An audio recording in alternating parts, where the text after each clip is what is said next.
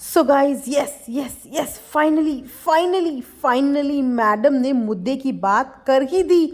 अगर नहीं देखा आपने तो फटाफट जाके मैडम की स्टोरी इंस्टाग्राम पे चेकआउट करके आओ और आपको पता चल जाएगा कि इतने दिनों से मैडम जो चाय बना बना के हमको दिखा रही है, एक्चुअली में मैडम चाय नहीं बना रही है, मैडम पब्लिक का बना रही है। लेकिन मैडम खुद भी ये भूल गई है कि ये पब्लिक है, ये सब जानती है, ये पब्लिक है।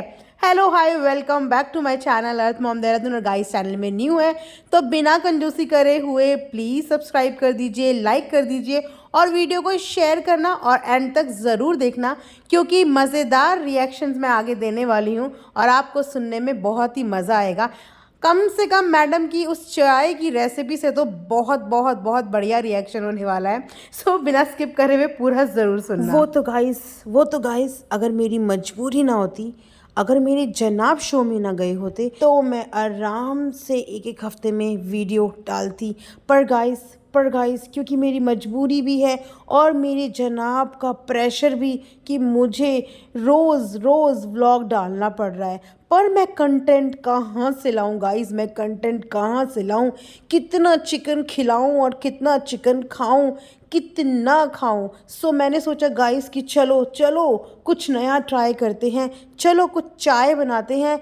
4 कप चाय बनाऊंगी, घर में 4 लोग तो हैं ही, सबको एक एक कप पिला दूंगी। भले ही किसी के गले से नीचे वो चाय ना उतरे, लेकिन मैं तो सबको चाय पिला के रहूंगी।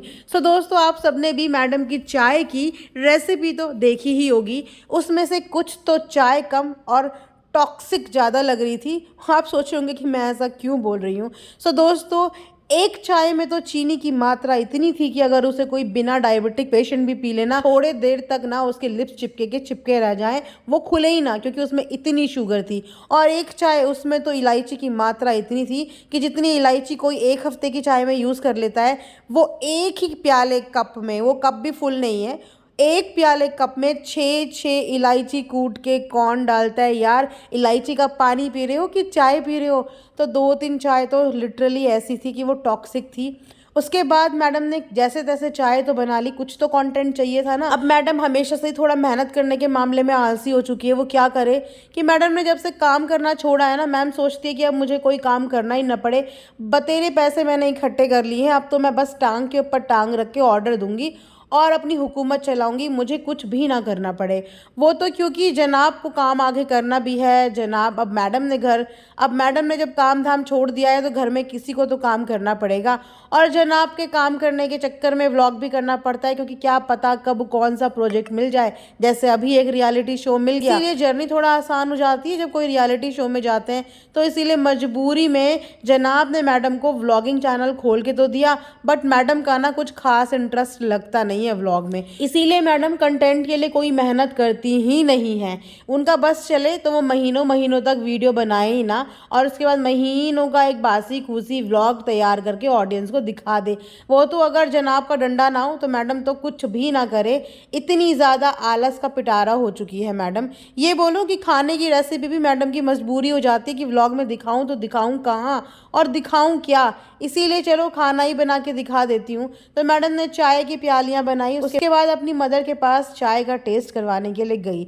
लेकिन मैडम को इतनी शर्म नहीं आई कि चलो मैं अगर अपनी मम्मी को ट्रायल करवा ही रही हूँ तो थोड़ा ढंग से ही ट्रायल करवा दूँ। जितनी मेहनत उस चाय को बनाने में लगी होगी, जितना कंटेंट मैडम ने उस चाय को बनाने में किया होगा, उसका 10% कंटेंट भी अपनी मम्मी को पीने में दिखा देती। बेचारी 2 घूंट चाय के अच्छे से पी के एंजॉय तो कर लेती, लेकिन मैडम ने मम्मी को मम्मी कम और नैनी ज़्यादा बनाया हुआ है, इसीलिए अपने ऊपर का सारा बोझ और सारा बर्डन मैडम ने अपनी मम्मी के ऊपर डाल दिया है। वो बेचारी उनकी मम्मी की हालत से आराम से पता चलता है। और मैडम डे बाय डे निखरती चली जा रही हैं, प्रमोशन पे प्रमोशन करती जा रही हैं। चलो तो बात करते हैं मैडम की चाय की। जब चाय का ही कंटेंट दिखाया है तो चाय पे बात तो बनती है।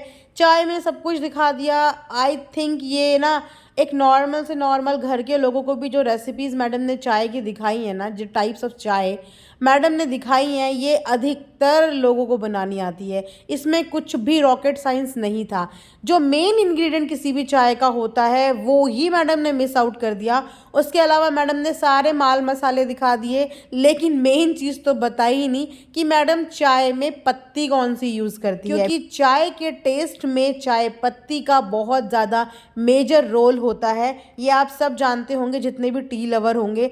मैं पर्सनली चाय नहीं पीती और मैंने अपनी लाइफ में कभी आज तक चाय नहीं पी, इसलिए मुझे नहीं पता कि चाय कैसी टेस्ट करती है। बट येस, मैंने चाय बनाई है तो इसीलिए मुझे अंदाज़ा है कि हर पत्ती की खुशबू भी अलग आती है और हर पत्ती का रंग भी अलग आता है और हर पत्ती का स्वाद भी अलग आता है। तो जो चाय का मेन इंग्रेडिएंट थी चाय की पत्ती, वही मेन चीज़ मैडम ने बताई नहीं कि मैडम चाय की पत्ती इस्तेमाल कौन सी करती हैं। तो ये तो मैडम का कंटेंट है कि कंटेंट भी बना दो और आधी अधूरी इन्फॉर्मेशन चिपका दो ऑडियंस पे कि बेचारी अब ऑडियंस कमेंट सेक्शन में कमेंट कर करके पूछ रही है कि अरे मैडम ये तो बता दो कि पत्ती यूज़ कौन सी करी है। इलायची तो हमें भी पता है, दालचीनी तो हमें भी पता है, गुड़ तो हमें भी पता है, चीनी तो हमें भी पता है, दूध तो हमें भी पता है, पत्ती तो बता दो पत्ती। तो ये है मैडम का आधा अधूरा ज्ञान। जिस तरीके से मैडम के अंदर खुद आधा अधूरा ज्ञान है ना, वही आधा अधूरा ज्ञान मैडम ऑडियंस को भी बांटती हुई नजर आ रही है। फिलहाल मेरी नज़र अभी मैडम की एक स्टोरी पे गई इंस्टाग्राम की, और आज तो मैडम खुले मैदान में उतर आई हैं और मैडम ने कहा भाड़ में जाए, लोग जो बोले बोलने दो भैया। हाँ भाई हाँ, मैं आई हूँ अपने जनाब को प्रमोट करने, हाँ मैं आई हूँ अपने जनाब के लिए वोट्स मांगने। तुम्हारा क्या जाता है, तुमको क्या मतलब है, मैं तो वोट मांगूंगी। भले ही मेरे जनाब मैनिपुलेटिंग आंसर दे, भले ही मेरे जनाब ये बोले कि देखो आपको जिसकी परफॉर्मेंस पसंद आए आप उसी को वोट करो, लेकिन मैं तो बेशर्मों की तरह वोट मांगूंगी, बिकॉज मेरे जनाब मेरा गुरूर है और मैं अपने गुरूर को कम कैसे होने दूंगी। अरे पिपिका मैडम, कुछ चीज़ें तो ऑडियंस पे छोड़ दो। लेट द परफॉर्मेंस डिसाइड कि किसकी परफॉर्मेंस अच्छी है। ऑडियंस को कम से कम परफॉर्मेंस देखने का मौका तो दो। परफॉर्मेंस आई नहीं, ऑडियंस ने देखी नहीं, और वोटिंग अपील अभी सही मैडम ने शुरू कर दी। मतलब मैडम के अंदर पेशेंस बिल्कुल भी नहीं है। अब ये बोले कि पेशेंस मैडम के अंदर नहीं है, या मैडम को पीछे से पुश किया जा रहा है कि भैया जाओ कुछ काम करो या ना करो इस टाइम पे तुम, लेकिन वोटिंग की अपील ख़त्म नहीं होनी चाहिए। अभी तो मैडम की ही आई है, बस रुक जाओ, थोड़ी देर बाद डब्बा की भी आने वाली है, घर के हर सदस्य की आने वाली है। ऐसा ना हो कि देव भैया भी अपने इंस्टाग्राम पे वोटिंग की अपील करते हुए नजर आए, क्योंकि देव भैया का भी इंस्टाग्राम खुलाया गया है तो उसका कोई तो कोई फ़ायदा उठाएंगे ही, क्योंकि थोड़ी बहुत पिक्चर्स भी तो देते हैं ना अपनी, थोड़ी बहुत फुटेज भी अंकल जी की दे देते हैं, तो उसका फ़ायदा तो उठाएंगे ही। तो मैडम जुट पड़ी हैं जनाब के लिए वोट अपील करने, लेकिन मैडम को अभी तक इतना समझ में नहीं आया कि यहाँ पे टीवी स्क्रीन पे जो दिखता है वही बिकता है। मतलब मैडम ने सोच लिया है कि जैसे मेरे व्लॉग में मैं कुछ काम नहीं करती, कुछ कंटेंट नहीं दिखाती, उसके बाद भी मेरे व्लॉग में व्यूज़ आ जाते हैं, वही प्रोपोगंडा मैं जनाब के शो के लिए भी करती हूँ कि परफॉर्मेंस देखो या ना देखो, अच्छी लगे या ना लगे, अच्छा करें या ना करें, लेकिन आंखें बंद करके बस वोट कर लो। तो मैडम आप ये भी तो सोचो कि आप दूसरों के लिए बायस्ड हो रही हो। जो इंसान मेहनत कर रहा है और जिसकी परफॉर्मेंस अच्छी हुई है उसको वोट मिलने चाहिए, या जिसकी परफॉर्मेंस भी अच्छी नहीं हुई है उसको वोट मिलने चाहिए। हर चीज़ पसंद या नापसंद पे नहीं होती, ये परफॉर्मेंस का शो है। यहाँ पे आप परफॉर्म करके ही जजेस से भी नंबर पाते हैं और परफॉर्म करके ही ऑडियंस का भी प्यार पाते हैं। तो बजाय वोटिंग अपील के इतनी फ्रीक्वेंटली आप बेटर होगा कि परफॉर्मेंस में ध्यान दो कि आपका परफॉर्मेंस सबसे बेस्ट हो। अगर परफॉर्मेंस बेस्ट होगा तो ना ही आपको वोट की ज़रूरत पड़ेगी, ना ही इस बार अपील की ज़रूरत पड़ेगी। मैडम बिग बॉस कुछ और था, बिग बॉस एक अलग टाइप का शो था, वहाँ पे कोई परफॉर्मेंस नहीं दिखा रहा था, वहाँ पे सर्वाइवल था, वहाँ पे परफॉर्मेंस नहीं था। यहाँ पे परफॉर्मेंस है, और जो लोग हस्बैंड के साथ परफॉर्म कर रहे हैं वो लोग भी डिजर्विंग हैं, वो लोग भी इक्वल मेहनत कर रहे हैं। आप लोगों के पास तो फिर भी प्लस पॉइंट है कि आप लोगों की व्लॉगर्स की फैमिली है, लेकिन जो अदर कंटेस्टेंट वहाँ पे काम कर रहे हैं, वहाँ पे परफॉर्म कर रहे हैं, उन लोगों के पास तो व्लॉगर्स घर पे हैं भी नहीं जो बार बार उनको प्रमोट करते रहें।